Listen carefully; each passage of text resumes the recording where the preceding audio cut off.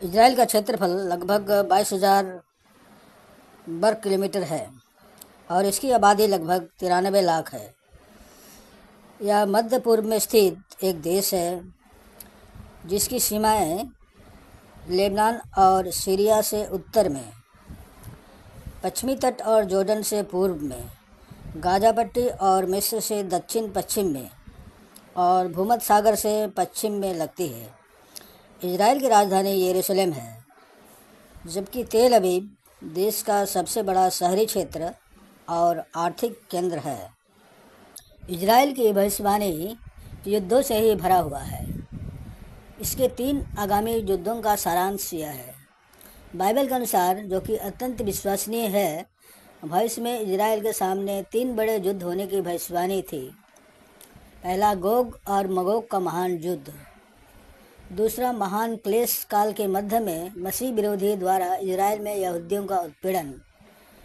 तीसरा, महाक्लेश के अंत में जब मसीह सामर्थ्य और महान महिमा के साथ पृथ्वी पर वापस आएगा, तब सभी राष्ट्रों के साथ युद्ध। पहली 2 युद्ध पूरी हो चुकी है, अब तीसरा का इंतज़ार है। इन सभी युद्धों में हम जो मुख्य कहानी देखते हैं वह यह है कि मुख्य रूप से मुस्लिम राष्ट्र अन्य राष्ट्रों के साथ इजराइल और यहूदियों को ख़त्म करने की इच्छा रखते हैं। हालांकि आश्चर्यजनक वास्तविकता यह है कि ईश्वर अलौकिक रूप से इजराइल की रक्षा करेगा, क्योंकि उसके पास अभी भी उसके लिए एक योजना और उद्देश्य है। आगे चलकर संघर्षों का मुख्य स्रोत इस्लामी देशों से आएगा। उनका लक्ष्य अल्लाह के लिए दुनिया को हर तरह से जीतना है। इसमें हर तरह का आतंक शामिल है, इसलिए आगे की घटनाओं में वे मुख्य खिलाड़ी होंगे। यह बहुत तार्किक और संभावित है कि मसीह विरोधी एक मुसलमान होगा। जैसा कि हमने देखा है, मुस्लिम धर्मशास्त्र में एक भविष्यवाणी की गई। भविष्य की मुस्लिम नेता मंदिर पर्वत से पूरे विश्व पर 7 साल तक शासन करेगी। अब जबकि इस्लामी शासन वाले देश जो अंतिम दिनों में इजराइल के खिलाफ होंगे, वे सोचते हैं कि वे इजराइल के खिलाफ लड़ रहे हैं। वे वास्तव में सर्वशक्तिमान ईश्वर के खिलाफ लड़ रहे हैं। यह एक ऐसा युद्ध है जिसे कोई नहीं जीत सकता। इन अंतिम दिनों में इजराइल और ईसाइयों के खिलाफ नफरत बढ़ती जाएगी।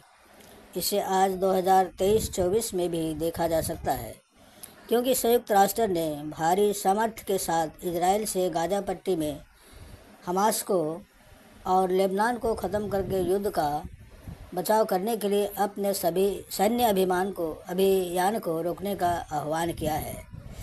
आश्चर्य है कि अगर हमास उनके देशों में अंतहीन रॉकेट दागेंगे और हज़ारों लोगों को मार डाले और सैकड़ों नागरिकों का अपहरण कर ले, तो इनमें से प्रत्येक देश क्या करेगा? यकीन है कि वे खुद का बचाव करेंगे। अभी लेबनान पर भी भारी युद्ध हो रहा है। परमेश्वर के पास इजराइल के लिए एक योजना है और वह ही उनका अलौकिक तरीके से बचाव करेगा। परमेश्वर इस प्रमुख भविष्यवाणी को भी पूरा करेगा, जैसा कि उसने हर दूसरी भविष्यवाणी को पूरा किया है। आप इस पर भरोसा कर सकते हैं। जकरिया 12:1-5 में यह पाया जाता है कि इजराइल के विषय में यहोवा के वचन की भविष्यवाणी क्या है। यहोवा जिसने आकाश को तान दिया और पृथ्वी की नींव डाली और मनुष्य के मन में उसकी आत्मा को रचा, वह यह कहता है, देख, मैं यरूशलेम को उसके आसपास के सब लोगों के लिए लड़खड़ाहट का प्याला बनाने पर हूँ। यरूशलेम की घेराबंदी यहूदा के विरोध भी होगी। उस दिन मैं यरूशलेम को सब लोगों के लिए एक भारी पत्थर बना दूंगा। जो कोई उसे उठाएगा वह निश्चय ही अपने आप को चोट पहुँचाएगा और पृथ्वी की सारी जातियाँ इसके विरुद्ध इकट्ठी होंगी। उस दिन यहोवा की यह वाणी है, मैं हर एक घोड़े को घबरा दूंगा और उसके सवार को पागल कर दूंगा, परंतु यहूदा के घराने के निमित्त मैं अपनी आंखें खुली रखूंगा जब मैं देश देश के सब घोड़ों को अंधा कर दूंगा। यह घोड़ों का शब्द किसके लिए कहा गया है, यह हम लोग को समझना पड़ेगा। क्या यह मिसाइल है, रॉकेट है, या कुछ इन्हें गुने देश के लिए कहा गया है। ईश्वर इसराइल के लिए लड़ेगा और वह विजय होगा। इसलिए इसराइल के लिए भविष्य वास्तव में उज्जवल है। पूरी दुनिया इसे देखेगी और जानेगी।